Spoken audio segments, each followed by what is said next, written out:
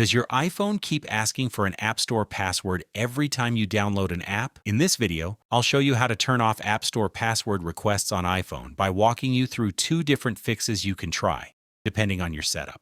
The first step is to open our settings page, and then I'm going to scroll all the way down towards the bottom until you find this Face ID and passcode. Enter your passcode if they prompt you, and now you'll want to turn off iTunes and App Store. This is going to stop our phone from using Face ID when we download a free app. Step number 2 is to go back to the main settings page and then look for this screen time section. Once you're here, scroll down and look for Content and Privacy Restrictions. Once you're inside Content and Privacy Restrictions, make sure this option is turned on first. If it's off, turn it on so the rest of the settings become available.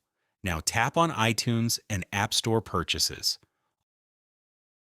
Here you'll see a setting called Require Password.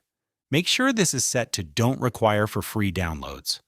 Once you change this, your iPhone should stop asking for a password every time you download a free app from the App Store.